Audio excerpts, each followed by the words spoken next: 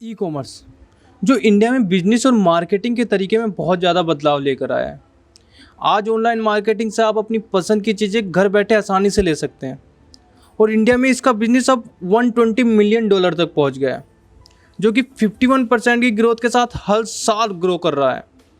और यह अनुमान लगाया जा रहा है कि 5 सालों के अंदर यह बिजनेस 200 बिलियन डॉलर तक पहुंच जाएगा। और अगर इंडिया की पॉपुलेशन और इंटरनेट यूजर की ग्रोथ को देखा जाए तो हमारा देश बहुत जल्दी सेकंड नंबर की ई कॉमर्स यूजर कंट्री बन जाएगा। लेकिन इतने बड़े मार्केट में कुछ ही कंपनीज है जो टॉप पर हैं। हम आज उन कंपनी के बारे में बात करेंगे जो इंडिया की टॉप ई कॉमर्स कंपनी बन सकती थी, लेकिन बहुत बुरी तरीके से फेल हो गई। सबसे पहले बात करेंगे शॉपक्लूज की, जिसका एक समय में रिवेन्यू 1.1 बिलियन तक पहुंच गया। और कंपनी ने भारत में इतना एक्सपेंड किया कि वह छोटी बड़ी 30,000 सिटीज से भी ज्यादा एक्सपेंड हो गई। फेसबुक में 4 मिलियन लाइक और ट्विटर में 2 मिलियन फॉलोअर्स हो गए। मगर शॉपक्लूज इतनी तेजी से नीचे गिरी कि 1.1 बिलियन वाली कंपनी सिर्फ 70 मिलियन में बिक गई। अगर कंपनी के बैक स्टोरी की बात करें तो शॉपक्लूज की शुरुआत 2011 में संदीप अग्रवाल और उनकी वाइफ राधिका अग्रवाल की एक आइडिया से हुई थी, जिसके बाद सिलिकॉन वैली में वे अपने दोस्त और तीसरे पार्टनर संजय सेट्टी से मिले। संजय सेट्टी उस वक्त अमेरिका की जानी मानी ई कॉमर्स कंपनी ईबे के लिए काम किया करते थे, जिसके बाद तीनों ने कंपनी की पूरी प्लानिंग की और 1.95 मिलियन डॉलर की फंडिंग इकट्ठा कर ली और वहीं से शॉपक्लूज के लिए एक बेस्ट टीम को क्रिएट किया। जिसके बाद वे इंडिया आ गए और इंडिया के गुड़गांव से अपने एक अपार्टमेंट से कंपनी को चलाने लगे। ShopClues company value for money strategy में बिजनेस कर रही थी, जिसका मतलब है मनी को फोकस में रखते हुए बिजनेस को एक्सपेंड करना। कंपनी ने शुरू से ही social media platform Facebook, Twitter और ईमेल से मार्केट और कंज्यूमर प्रेस को स्टेबल किया। साथ ही सर्विस की पूर्ति, बायर के पेमेंट की protection, detailed seller rating, product में रिव्यू जैसी सुविधा भी मुहैया करा रही थी। अपनी स्ट्रेटेजी के अनुसार शॉपक्लूज मेट्रो सिटीज से बाहर बायर और सेलर को फोकस कर रही थी, जिसका रिजल्ट भी काफी अच्छा निकल कर आ रहा था। एक साल में ही 2012 तक रोजाना 4000 से ज्यादा ऑर्डर शिप हो जाया करते थे और अपने बिजनेस को 7000 से ज्यादा सिटीज में एक्सपेंड भी कर चुकी थी। इस कंपनी ने इतना एक्सपेंड किया कि 2016 तक भारत की 30,000 सिटीज में अपने प्रोडक्ट सप्लाई करने लगी और कंपनी को बड़े बड़े इन्वेस्टर भी मिलने लगे। टाइगर ग्लोबल ने शॉपक्लूज को 100 मिलियन डॉलर की फंडिंग दी। साथ ही अब इसके पास 5 लाख से ज्यादा प्रोडक्ट के सेलर और हर महीने 5 करोड़ से ज्यादा प्रोडक्ट सेल होने लगे।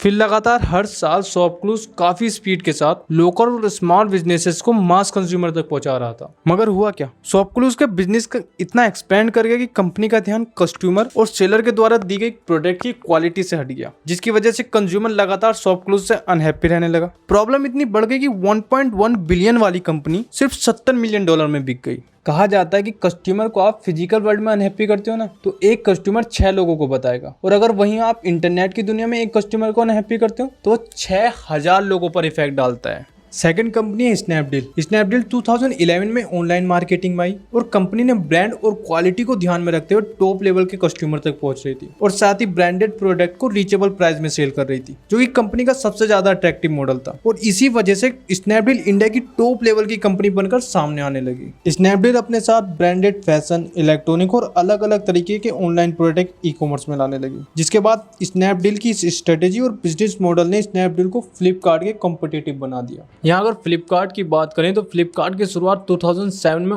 ऑनलाइन बुक स्टोर के द्वारा हुई थी और आज फ्लिपकार्ट इंडिया की टॉप ई कॉमर्स कंपनी बनी हुई है। फ्लिपकार्ट स्नैपडील से 4 साल पहले ही ऑनलाइन मार्केटिंग में रहा था, जिसके साथ फ्लिपकार्ट को इंडिया की शॉपिंग हैबिट समझ में आने लगी, जैसे कि फ्लिपकार्ट का कैश ऑन डिलीवरी जैसा ऑप्शन लेकर आना, जो कि फ्लिपकार्ट के लिए बहुत बड़ा गेम चेंजिंग साबित हुआ।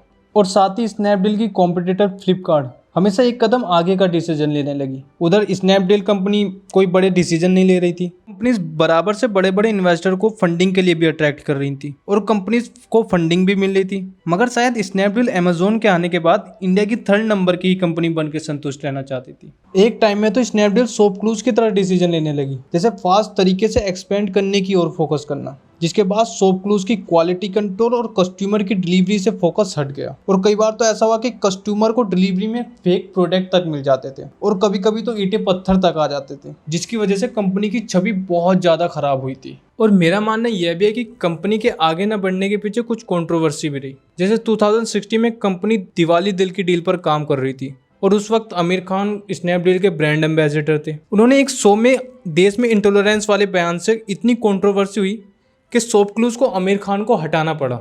बार 2016 में स्नैपडील को 3,316 करोड़ का लॉस हुआ यहाँ पर हमें एक और कंपनी की बात करनी चाहिए जो कि इंडिया की एक बहुत बड़ी कंपनी है, पर इसका हर किसी को नहीं पता। कंपनी है टाटा क्लिक, जो 2016 में लॉन्च हुई। टाटा क्लिक इलेक्ट्रॉनिक, फैशन और फुटवेयर के बहुत बड़े बड़े प्रोडक्ट को प्रोवाइड कराती है, और ये काफ़ी लग्जरी भी होते हैं।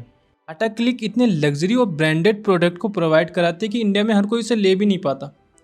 वहीं अगर कंपनी चाहे तो इंडिया में अपनी ई कॉमर्स मार्केट को बढ़ा सकती है, क्योंकि टाटा का इंडिया में बहुत ज़्यादा विश्वास है और अट्रैक्शन भी है।